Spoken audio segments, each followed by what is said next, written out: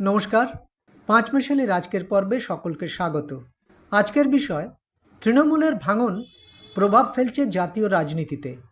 বিধানসভায় তৃণমূলের ঘর ভেঙে তছনছ, লোকসভাতেও একই ছবি, এমনকি রাজ্যসভাতেও। ইতিমধ্যেই ২৮ জন সাংসদের মধ্যে ২০ জন বিদ্রোহী শিবিরে নাম লিখিয়েছেন বলে খবর, যার সর্বশেষ সংযোজন সুদীপ বন্দ্যোপাধ্যায়। সেক্ষেত্রে নয়না বন্দ্যোপাধ্যায়ের বিদ্রোহী বিধায়ক দলে যোগদান এক প্রকার নিশ্চিত। এইসব কারণেই হয়তো বিদ্রোহী বিধায়করা দাবি করছেন তাদের সংখ্যা এখন ৫৮ থেকে বেড়ে ৬৪তে দাঁড়িয়েছে। এবার আসা যাক জাতীয় রাজনীতিতে তৃণমূলের সংসদীয় দলে ভাঙন কিভাবে প্রভাব ফেলছে সেই বিষয়ে। ২০২৪-এর লোকসভা নির্বাচনে বিজেপি একক গরিষ্ঠতা পায়নি, তারা ২৪০-এই আটকে যায়। সরকার চালাতে তাদের প্রতি মুহূর্তে শরিক দলের ওপর নির্ভর করতে হয়। অনেক সময় বিজেপির নিজস্ব এজেন্ডা পূরণ করতে পারে না। তৃণমূলের সংসদীয় দলের এই ভাঙন এবং এনডিএকে সমর্থনের প্রস্তাব বিজেপিকে কিন্তু বিভিন্নভাবে শক্তিশালী করবে। প্রথমত, মহারাষ্ট্রে বিজেপির জোট শরিক একনাথ শিন্ডের গোষ্ঠীর সামনে বারবার মাথা নত করতে হবে না। তাদের ৭ জন সাংসদের বদলে এখন বিজেপির ঝুলিতে বিদ্রোহী তৃণমূল সাংসদের ২০ জনের সমর্থন নিশ্চিত হয়ে রয়েছে। তাই শিন্ডে নিজের আগের সেই দাপট আর দেখাতে পারবেন না। একই অবস্থা হবে বিজেপিকে সমর্থনকারী ছোট দলগুলিরও। তাদের অস্তিত্ব এখন বিজেপির কাছে ক্রমশ কমে যাবে। এখানেই একটা প্রশ্ন উঠছে, বিজেপি এই বিদ্রোহী তৃণমূলী সাংসদদের সরাসরি দলে কেন নিল না? প্রধানত দুটো কারণ এখনো পর্যন্ত এর উত্তরে বলা যায়। এক, এই সাংসদদের সরাসরি বিজেপিতে যোগ দেওয়ালে ফের তাদের বিরুদ্ধে ওয়াশিং মেশিনের অভিযোগ উঠত।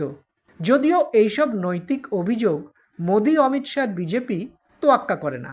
তবে তাদের যেটা ভাবায় বা ভাবিয়েছে তা হলো এইসব তৃণমূলের সাংসদদের সরাসরি দলে নিলে ব্যাকফায়ার হতে পারে। দলের ভেতরে বড় রকমের অসন্তোষ তৈরি হওয়ার প্রভূত সম্ভাবনা রয়েছে। তাছাড়া এই বিদ্রোহীরা আর যেমন নিজেদের স্বার্থে মমতাকে ছেড়ে আসতে দ্বিধা করছেন না, পরিবর্তিত পরিস্থিতিতে যদি তেমন কিছু হয় তাহলে আবারও যে তারা উল্টো পথে হাঁটবেন না তার কোনো নিশ্চয়তা নেই।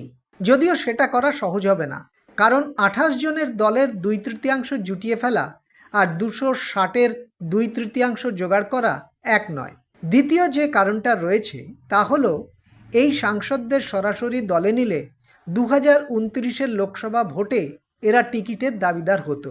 কিন্তু যেহেতু তারা আলাদা ব্লক করছে বা সেই রকম কিছু একটা করতে চাইছে, সেক্ষেত্রে তাদের টিকিট দেওয়ার কোনো দায় দায়িত্ব বিজেপির সরাসরি থাকছে না। কেন্দ্রে এই মুহূর্তে এনডিএ জোটের শক্তি হলো ২৯২, ৫৪৩ আসন বিশিষ্ট লোকসভায় ২/৩ গরিষ্ঠতা পেতে হলে দরকার ৩৬৩। ইতিমধ্যে তারা ২০ জনের সমর্থন পেয়ে গেছে। তাহলে তাদের এখন সংখ্যা গিয়ে দাঁড়ালো ৩১২। মহারাষ্ট্র রাজনীতিতে আবারও উদ্ধব গোষ্ঠীর সাংসদদের মধ্যে ভাঙনের সম্ভাবনা তৈরি হয়েছে। এইভাবে মোদি অমিত শাহ ধীরে ধীরে বিভিন্ন বিরোধী দলে ভাঙন ধরিয়ে ওই ৩৬৩-র লক্ষ্যমাত্রা পূরণ করাকেই পাখির চোখ করে এগোতে চাইছে। অন্যদিকে বিজেপির এই নতুন চালে শঙ্কিত বিভিন্ন আঞ্চলিক দল। দীর্ঘদিন পর নবীন পট্টনায়ক তার বিজেডি দলের দীর্ঘ বৈঠক করেছেন। অখিলেশ যাদব সমাজবাদী দলকে ঐক্যবদ্ধ করে রাখতে চাইছেন। বিভিন্ন আঞ্চলিক দলও সেই চেষ্টা চালিয়ে যাচ্ছে। আর ইন্ডিয়া জোটের বড় শরিক কংগ্রেস এখন নিজেদের ঘরোয়া কোন্দল সামলাতেই ব্যস্ত। রাজস্থানে ফের অশোক গেহলট বিদ্রোহী হয়েছেন। একবার তিনি মুখ্যমন্ত্রীর দাবি জানাচ্ছেন, আবার তিনি সর্বভারতীয় সভাপতির পদ দাবি করছেন। মধ্যপ্রদেশে কংগ্রেসের রাজ্যসভার সাংসদ পদপ্রার্থী মীনাক্ষী নটরাজনের মনোনয়ন বাতিল হয়েছে। সুপ্রিম কোর্টও তাদের আবেদন খারিজ করে দিয়েছে। ফলে সব মিলিয়ে কংগ্রেস বিজেপিকে চ্যালেঞ্জ জানাবার মতো জায়গায় নেই। তৃণমূলের পক্ষে মন্দের ভালো, তাদের ঘরোয়া বিবাদে অভিষেকের ওপর বেজায় ক্ষেপে থাকা কল্যাণ বন্দ্যোপাধ্যায় কিছুটা হলেও নরম হয়েছেন। কিন্তু আগামী সোমবার ১৫ই জুন সংসদে স্পিকারের কাছে নিজেদের ২০ জনের তালিকা পেশ করে এনডিএকে সমর্থনের কথা জানাতে তৈরি হচ্ছে বিদ্রোহী তৃণমূল সাংসদরা।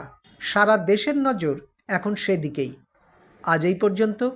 ভালো লাগলে সাবস্ক্রাইব করবেন, লাইক শেয়ার কমেন্ট করবেন, বেল আইকন অবশ্যই প্রেস করবেন। নমস্কার।